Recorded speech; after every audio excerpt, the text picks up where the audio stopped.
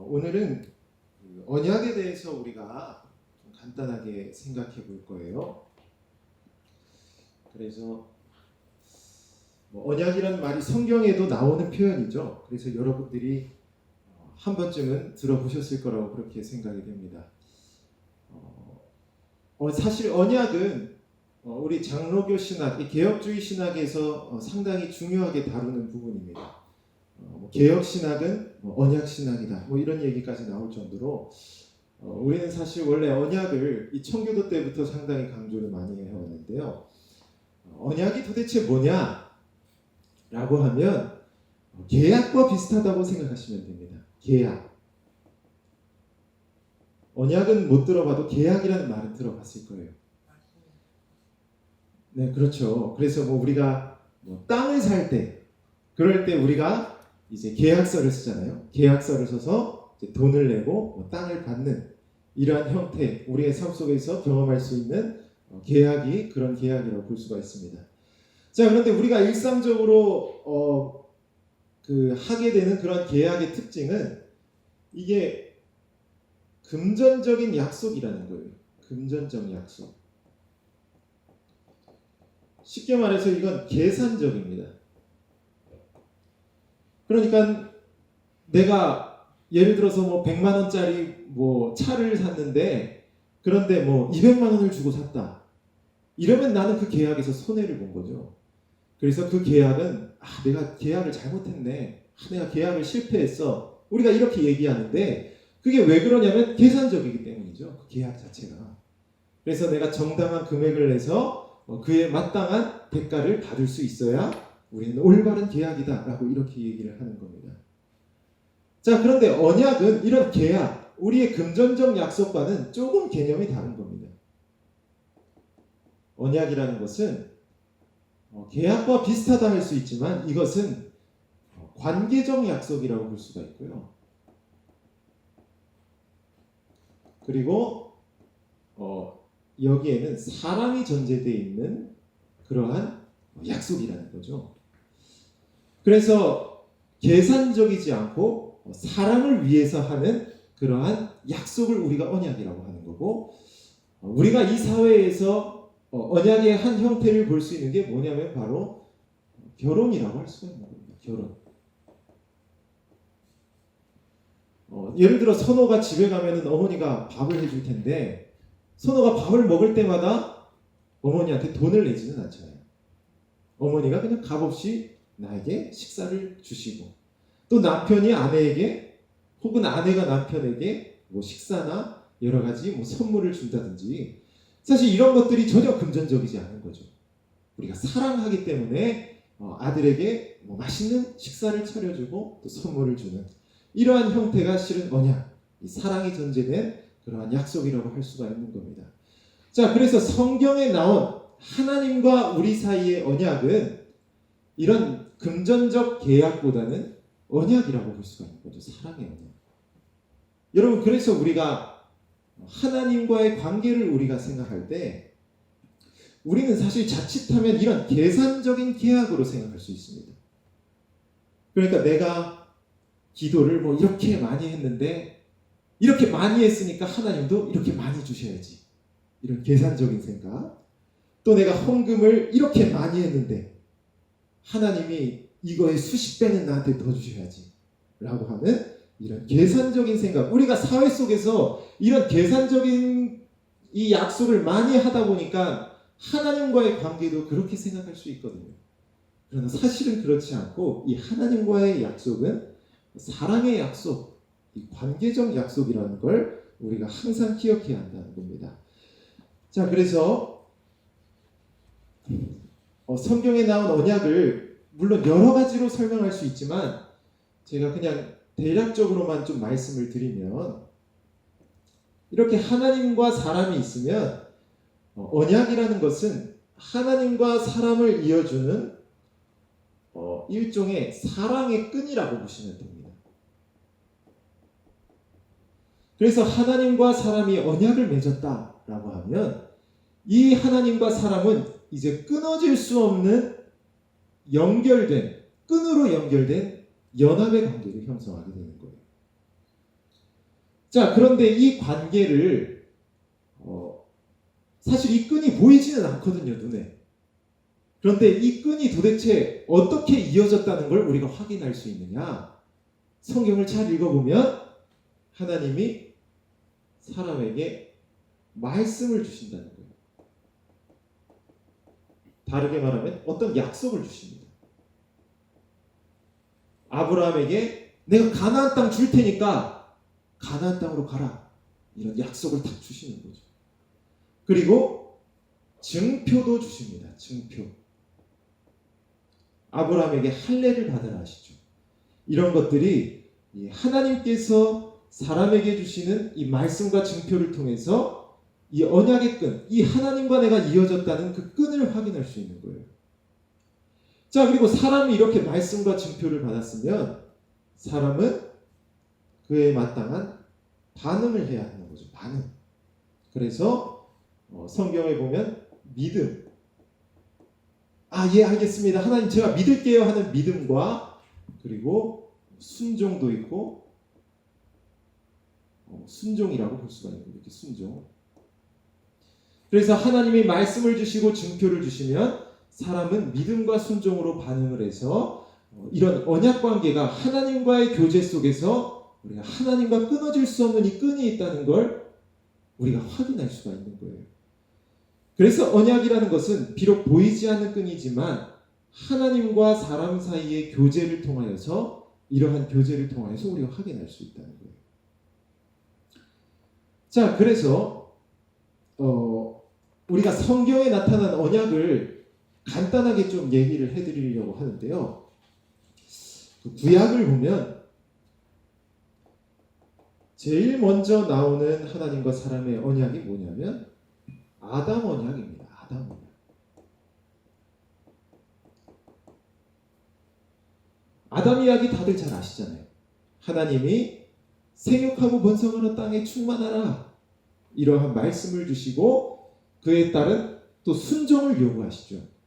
너는 선악과를 먹지 말라 라는 이러한 순종. 그러니까 하나님이 뭔가 약속을 주시고 말씀을 주시고 또한 사람이 뭔가 순종을 하든지 믿든지 어떤 반응을 요구하시는 이러한 어떤 약속을 통하여서 아담은 하나님과 자신 사이에 아주 그 강력한 끈을 그는 형성하게 되는 겁니다.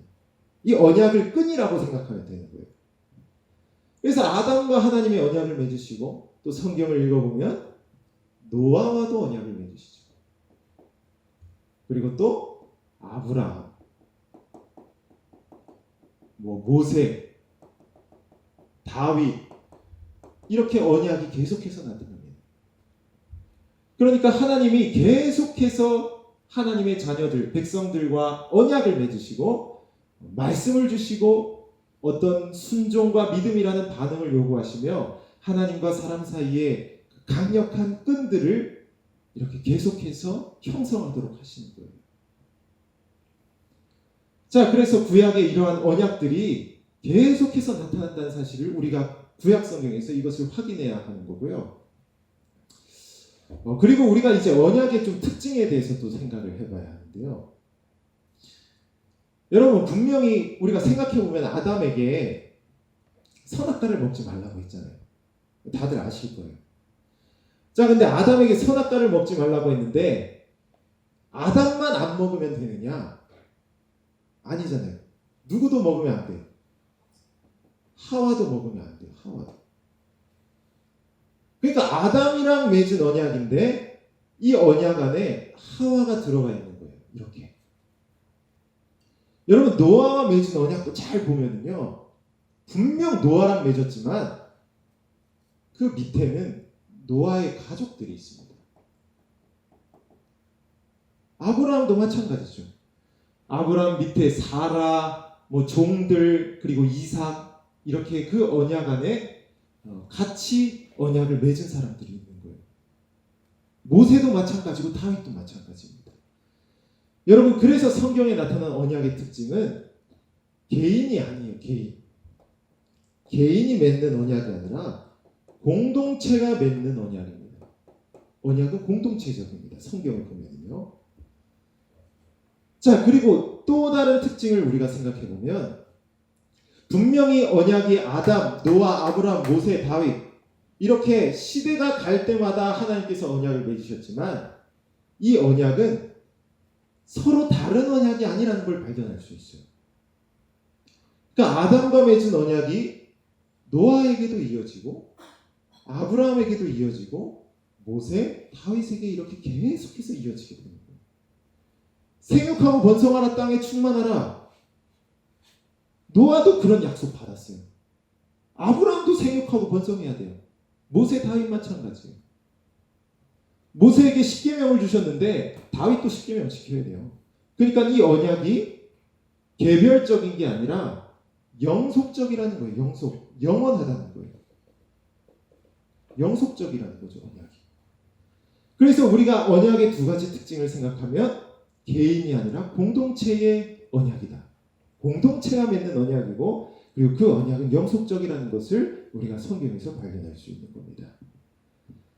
자, 그래서 이러한 구약의 언약들이 계속해서 이어지다가 결국 누구에게까지 이어지게 되냐면 바로 신약에서는 하나님과 예수님 사이의 언약으로 우리가 이해할 수 있는 거죠.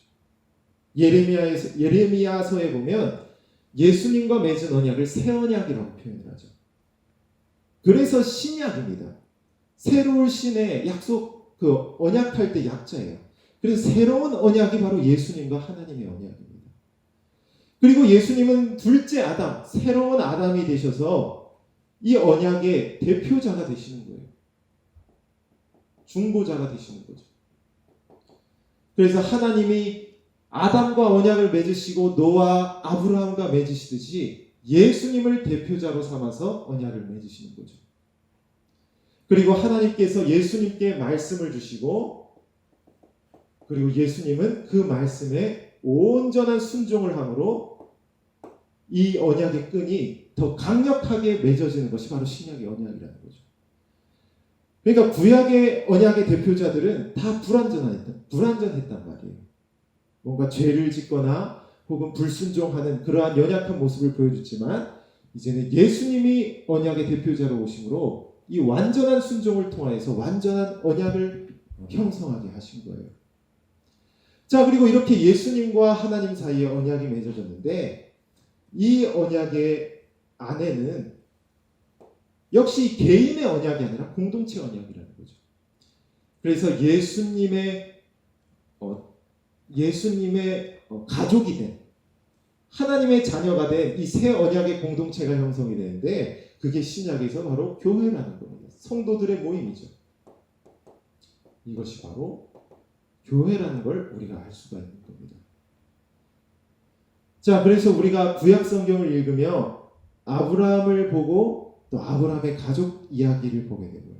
또 모세와 이스라엘 백성들의 이야기, 우리가 이런 것들을 보게 될 때 사실 그것을 우리가 교회로 이해할 수 있는 가장 큰 이유가 바로 예수님과 그 언약의 공동체 안에 있는 이 성도들, 즉 교회, 신약의 빛으로 봤을 때는 우리가 교회로 이해할 수 있다는 거예요. 그래서 우리가 교회란 무엇인가?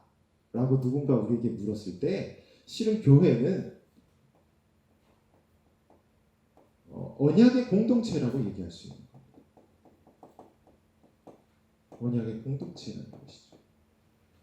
즉 하나님과 예수님 사이에 맺어진 언약을 우리가 예수님을 믿음으로 말미암아 이 언약 안에 들어오게 되는 거죠. 그리고 예수님을 믿음으로 우리는 이 언약의 끈, 이 사랑의 끈을 우리도 역시 예수님을 통해 모든 성도들이 다 연결되게 되는 거예요. 그래서 우리는 예수님을 믿음으로 이 교회 안에 들어옴으로 말미암아 하나님과 끊어질 수 없는 그 사랑의 끈을 우리는 하나님과 연결하게 되는 겁니다. 그래서 우리는 이 교회 안에서 예수님을 믿는, 즉 교회 안에서의 신앙생활을 우리는 절대로 가볍게 생각해서는 안 되는 거예요. 오늘날 이 가나안 성도들 여러분들 아시잖아요. 교회도 안 나가고 그냥 집에서 예배드리고 예수님 믿겠다 이렇게 생각을 하는데요. 여러분 그건 절대 성경적인 게 아닙니다. 성경에 보면 이 하나님을 믿는 믿음은 반드시 언약의 공동체 안에서 믿는 믿음입니다. 교회 안에 들어와서 예수님을 믿어야 돼요. 우리 웨스트민스터 신앙고백서에도 보면 교회 밖에서는 구원이 없다고 가르칩니다. 대단히 중요한 사실이에요. 여러분들 바울 서신 로마서 갈라디아서 누구한테 보내는 거냐면 교회에게 보내는 편지입니다. 교회가 아닌 자는 성경을 교회에게 주시는 편지이기 때문에 교회가 아닌 사람은 읽어도 소용이 없는 거예요, 사실. 교회의 성도인 사람이 읽어야 하나님께서 주신 말씀을 받을 수 있는 거죠. 이 언약 관계 때문에 그렇게 이해가 된다는 거예요. 자, 그래서 이 교회는 언약의 공동체라는 사실을 기억할 필요가 있고요. 그리고 예배도 우리가 언약적으로 우리가 이해할 수가 있거든요. 여러분, 이게 보면은 말씀을 주시고 증표를 주시는데 백성들에게는 순종과 믿음이 요구되고 있다는 거죠. 이걸 잘 생각해 보면 이게 예배라는 걸 알 수가 있습니다. 말씀은 설교고요. 증표는 세례와 성찬이잖아요. 성례. 하나님께서 이런 것들을 주시면 우리가 아멘으로 화답을 하죠. 믿음의 반응을 하고 또 그 말씀대로 우리가 순종하면서 사는 거예요. 여러분, 그래서 예배는 엄밀히 말해서 하나님과의 언약식입니다. 언약식. 성경에서 하나님이 아브라함, 이삭, 야곱과 언약을 맺으실 때 그 언약식이 실은 예배라는 거예요. 더 정확하게 말하면 이걸 언약갱신이라고 얘기를 합니다. 그러니까 언약을 재확인하는 거죠. 그러니까 우리가 예수님을 믿고 교회의 성도가 되므로 이미 하나님과 우리는 언약으로 맺어졌지만 우리는 매주의 예배마다 이 언약식을 통해 하나님과 우리가 언약 관계에 있다는 것을 매주마다 확인을 하는 거예요. 우리는 예배를 드림으로 하나님과 나는 끊어질 수 없는 그런 관계라는 걸 매주마다 확인을 하는 겁니다. 그래서 우리는 매주마다 예배에 옴으로 말미암아 예배를 드림으로 말미암아 오히려 평안을 얻게 되고 기쁨을 얻어야 하는데 그 이유가 뭐냐면 하나님이 나랑 연결돼 있구나. 나랑 남이 아니라는 사실을 우리가 깨닫게 되는 거예요. 여러분, 하나님은 구원받지 않을 자에게 말씀도 주시지 않습니다. 돼지에게 진주를 던지지 않으세요. 우리가 설교를 들을 수 있다는 것 자체가 하나님과 우리 사이에 이 언약의 끈이 있다는 걸 확인해 주고 있는 겁니다. 여러분, 그래서 그 어린이들이 예배에 들어오는 문제도요. 사실 애들이 예배에 들어오면 설교를 무슨 말인지 못 알아듣잖아요. 그래서 우리는 항상 내용을 생각하기 때문에 이 아이가 내용을 못 알아듣기 때문에 예배에 들어와도 아무 소용이 없다고 생각을 하거든요. 여러분, 그런데 언약적으로 생각했을 땐 절대 그렇지 않은 거예요. 그 아이가 못 알아듣는다 해도 지금 주님의 몸된 교회에서 예배를 드리고 있다는 자체가 하나님과 우리 사이에 이 연결된 끈을 확인해 주고 있는 겁니다. 이 아이는 하나님과의 그 아주 강력한 사랑의 관계가 있다는 걸 예배가 사실은 보여주고 있는 거예요. 여러분, 그래서 우리가 지금 코로나 사태 때문에 이제 온라인 예배로 이렇게 전환을 하는 그런 상황에 있는데요. 목사님께서도 말씀을 잘 해주셨지만 사실 이 언약의 성경에 나타난 이 언약식들을 잘 살펴보면 언제나 모이는데 상당한 포커스가 있거든요. 그러니까 우리는 이 주님의 몸 안에 들어와 있는 우리 모두는 한 몸을 형성하고 있는 겁니다. 그래서 우리는 한 자리에 모여서 한 몸으로 하나님께 예배하는 이 예배가 사실은 아주 중요한 의미를 가지고 있는 거예요. 여러분, 온라인 예배의 가장 큰 단점은 성찬식을 못한다는 겁니다. 여러분, 참 교회의 표지는 말씀과 성례 그리고 건징, 여기서 성례가 들어갑니다. 성례가 없는 교회는 거짓 교회입니다. 여러분, 원래 고대 교회의 성찬은 이 한 잔을 가지고 다 돌려서 먹거든요. 한 빵을 가지고 다 나눠서 먹는데 그게 왜 그러냐면 주님의 한 피를 우리가 다 나누고 주님의 한 몸을 다 나눈다는 의미를 가지고 있는 거예요. 그러니까 성찬이라는 게 실은 우리 모두가 그리스도의 한 몸이라는 걸 확인해 주고 있는 거죠. 그렇기 때문에 우리의 예배는 한 자리에 모여서 하는 예배가 가장 올바르고 정당한 예배라는 걸 우리가 기억해야 하는 겁니다. 그래서 우리가 비록 지금은 부득이한 상황으로 이런 상황에 처해 있지만 그러나 우리가 이런 상황에 안주할 게 아니라 반드시 교회는 다시 모여서 예배하기를 힘써야 한다는 거예요. 우리가 이거를 놓쳐서는 안 되는 겁니다. 그래서 오늘 내용은 여기까지고요. 제가 언약에 대한 얘기가 나와서 제가 지난주에 휴가도 갔다 오고 해서 제가 좀 집 생각도 많이 나고 그래서 좀 얘기를 드리고자 하는데요. 사실 저희 이제 집은 이제 개척을 30년 전에 이제 부모님이 개척을 했기 때문에 그렇게 평탄하지는 않았습니다. 어려운 일도 많았고요. 얘기하면은 끝도 없지만 제가 어렸을 때 이제 교회를 개척한 지 얼마 안 됐을 때 일이에요. 내가 5살인가 6살인가 그때 되게 어렸던 걸로 기억합니다. 근데 어느 날 아버지가 신방을 갔다 왔나? 그래서 바나나를 사들고 온 거예요. 그래서 바나나를 이제 사들고 오셔서 어머니한테 딱 주셨는데 어머니가 그걸 받고 갑자기 막 우시는 거예요. 그러니까 그때는 어머니가 막 자주 우셨을 때예요. 울면서 그때 하시는 소리가 뭐였냐면 당신은 생각 있는 사람이 없는 사람이야 하면서 화를 내는 거예요. 그래서 얘기를 들어보니까 뭐라고 하냐면 지금 집에 쌀이 없는데 바나나를 왜 사왔냐는 거예요. 근데 진짜로 쌀통을 열어보니까 쌀이 없는 거예요.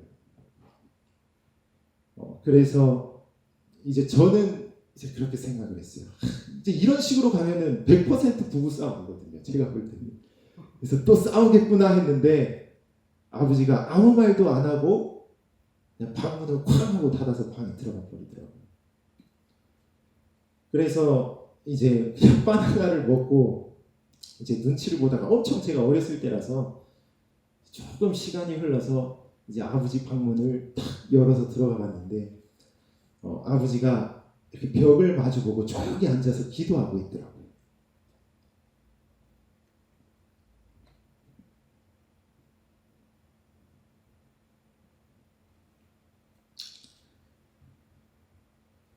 그래서 죄송합니다.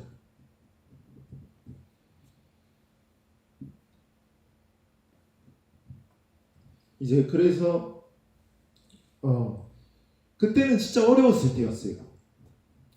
그래서 사실 우리가 개척교회이기 때문에 이제 육지에서도 우리에게 도와주겠다는 그런 얘기들도 있었고, 그리고 후원금을 이제 선교 이제 헌금을 보내주겠다는 교회가 꽤 있었어요. 근데 이제 아버지가 그런 걸 일체 안 받은 거예요. 그래서 이제 기도원 원장님이 우리랑 가까우셔가지고 기도원 원장님이 한 번씩 불러가지고 강 목사 그 선교헌금은 하나님께서 주시는 거니까 감사함으로 받아 그렇게 얘기를 하면 네 알겠습니다 라고 얘기는 하고 항상 안 받는 거예요. 더 어려운 교회에 주라고 그렇게 항상 얘기를 했었는데 이제 그런 상황 속에서 그렇다고 교인들에게 손 벌리자니 교인들도 삶이 참 어려운 거예요. 우리 교회가 이제 제주도 동문노타리 그 시장통에다 개척을 했는데 오는 사람마다 이제 다 힘든 사람들만 오는 거예요. 그래서 어떤 성도는 남편이 이제 일을 하러 어부라서 배 타러 일을 하러 나갔는데 몇 주가 돼도 안 들어오는 거예요. 죽었는지 살았는지 술 먹고 돌아다니는지 그런데 연락이 있어야 할 건데 아예 실종이 돼버린 거예요. 그래서 목사님 어떡하냐고 찾아오고 그리고 또 한 성도는 남편이 바람 피다가 이제 도박으로 재산을 날려가지고 어떡하냐고 또 찾아오고, 또 지금 권사님이신데 이제 그분도 젊었을 때 오셨는데 남편이 암으로 죽었어요. 그런데 그냥 돌아가셨는데 이제 빚을 남기고 간 거예요. 그때 당시로 한 4천만 원인가를 남기셔가지고 애가 둘이 있는데 그거 빚 갚아야 된다고 해서 가서 막 도와주고. 그러니까 우리도 삶이 힘들었는데 누구에게 도움을 받을 수 없는 그런 상황인 거예요. 성도들도 다 도움이 필요하고. 그래서 그때는 정말 저는 목사라는 거를 정말, 그러니까 나쁜 사람이라고 생각하기보다는 참 목회자라는 게 정말 무기력하다라는 걸 많이 느꼈어요. 아무런 도움도 없고. 그래서 그럴 때 생각한 게 뭐냐면 진짜 하나님이 계시기는 한가, 그리고 하나님이 우리를 우리 교회를 버리신 건 아닌가, 막 이런 생각을 진짜 많이 했던 것 같아요. 그래서 그렇게 오랜 시간이 흘렀는데 참 지금 생각해 보면 그때는 몰랐어요. 그때는 그런 어려움들이 계속해서 이어지고 아버지가 맨날 그것 때문에 밤마다 잠을 못 자는 거예요. 막 성도들도 걱정 때문에 계속 잤다 일어났다, 그렇게 거의 몇십 년을 그렇게 반복을 한 거예요. 그런데 지금 와서 돌이켜보면 제가 이제 그러니까 사실 몇 년 전까지만 해도 그랬어요. 집에 내려가면 마음이 불편한 거예요. 왜냐하면 그 아버지의 특유의 그 불안감이 있거든요. 계속 교회 때문에 다 불안해하고 이런 것들이 있어서 나까지 불안해져가지고 내려가기도 불편해요. 그런데 이제 최근의 일인데 요즘에 이제 내려가서 보면 참 아버지가 많이 평안을 찾았다는 걸 많이 느끼게 돼요. 그러니까 지금 30년이 지났는데 이제는 교회가 많이 자리를 잡은 거예요. 오래 걸리기는 했지만 이제 돌이켜보니까 이게 다 주님께서 우리를 버리지 않으셨구나, 우리를 끝까지 붙들고 계시구나라는 것을 참 많이 느끼게 되더라고요. 그래서 그 남편이 죽어서 빚 남긴 그 권사님 집안도 이제 애들이 이제 다 컸어요. 저보다 나이가 훨씬 많아요. 그래서 이제 결혼을 했는데 이제 남편한테 항상 그러는 거예요. 당신 우리 교회 떠날 거면 나랑 이혼하고 가라고. 그런 식으로 얘기하더라고. 저희 아버지가 이제 설교 시간에 엄청 되게 강력하게 하시거든요. 그래서 초신자들은 견디기 힘든데 제 아내가 그런 식으로 막 붙잡고 있고, 그리고 도박에 빠져서 술 먹고 담배 피던 그 성도 남편도 결국은 30년 만에 돌아왔어요. 그래서 이제 우리 교회는 아버지가 교리를 엄청 엄격하게 가르치는데 교리 박사가 됐어요. 그래가지고 얼마나 열심히 하고 하는지. 그래서 이렇게 성도들도 조금씩 변화해가고 그런 삶 속에서 이렇게 가정이 조금 평안을 찾았다는 모습을 제가 많이 느끼게 되더라고요. 그래서 우리가 물론 지금 코로나 사태 이런 어려운 상황을 맞이했지만 사실 이런 상황 속에서 우리는 너무 절망하거나 좌절해서는 안 된다는 거예요. 우리는 지금 눈앞에 있는 것, 우리의 눈으로 볼 때는 당장에는 힘들고 당장에는 고난이라 할 수가 있지만 우리 언약의 하나님은 우리를 절대로 포기하지 않으신다는 거예요. 우리와의 그 강력한 끈, 우리가 예배를 통해서 그 사랑의 끈을 우리는 확인하고 우리는 인내함으로 주님께서 우리를 다시 회복시키고 선한 길로 인도하시리라는 그 약속을 우리가 믿을 수 있어야 한다는 겁니다. 아브라함이 이삭을 낳고 그 가나안 땅의 약속을 얻기까지 정말 많은 시간을 그가 기다려야 했거든요. 물론 우리의 기도가 때로는 하나님이 바로바로 우리에게 응답해 주실 때도 있지만, 그러나 때로는 우리를 더 인내하고 연단의 과정을 거쳐서 주께서 우리에게 그러한 풍성한 복들을 주실 수도 있다는 사실을 우리가 잊어서는 안 된다는 거예요. 그래서 물론 이 시대의 교회 생활이 여러분들에게 참 힘들고 어려운 일일 수도 있겠지만 정말 우리가 주님 안에서 정말 말씀을 의지하며 우리가 인내함으로 더욱 주님을 의지하는 그런 우리 성도님들이 되셨으면 간절히 바랍니다. 네, 기도하고 마치도록 하겠습니다.